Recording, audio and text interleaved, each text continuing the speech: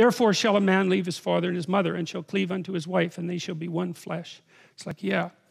The other thing about marriage, this is really worth knowing too, is that I learned this in part from reading Jung. It's like, what do you do when you get married? That's easy. You take someone who's just as useless and horrible as you are, and then you shackle yourself to them. And then you say, we're not running away, no matter what happens. Yeah, well, that's perfect, because then you don't get to run away. And the thing is like, if you can run away, you can't tell each other the truth. Because if you tell someone the truth about you and they don't run away, they weren't listening. And so if you don't have someone around that can't run away, then you can't tell them the truth. And so that's part of the purpose of the marriage. It's like, okay, I'll bet on you, you bet on me. It's a losing bet, we both know that. But given our current circumstances, we're unlikely to find anyone better. That's for sure. You know, there are two things that come off of that. One is, you know, people are waiting around to find Mr. or Mrs. Right. It's like, here's something to think about, man, to put yourself on your feet right. If you went to a party and you found Mr. Right, and he looked at you and didn't run away screaming, that would indicate that he wasn't Mr. Right at all, right? It's like the old Nietzschean joke, if someone loves you, that should immediately disenchant you with them. Right, or it's the Woody Allen joke, I never belonged to a club that would take me as a member. So that's a very interesting thing to think about. And so you're going to shackle yourself to someone who's just as imperfect as you are.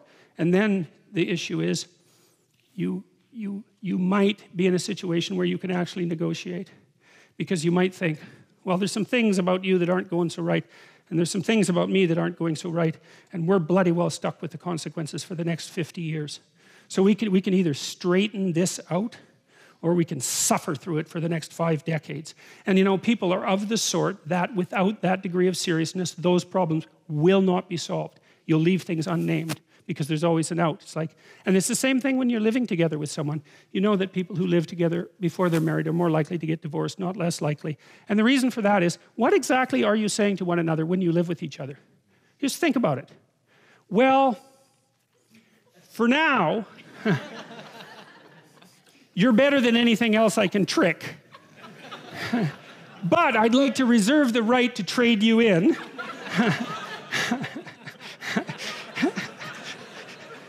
Conveniently, if someone better happens to stumble into me.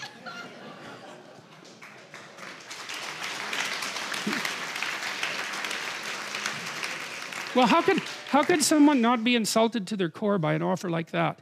Now, they're willing to play along with it because they're going to do the same thing with you. Now, well, that's exactly it. It's like, yeah, I know you're not going to commit to me, so that means you don't value me or our relationship above everything else.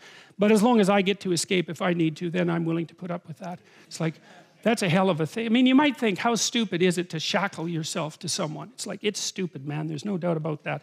But compared to the alternatives, it's pretty damn good. Because without that shackling, there are things you will never, ever learn, because you'll avoid them.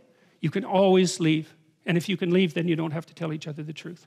It's as simple as that, because you can just leave. And then you don't have anyone you can tell the truth to.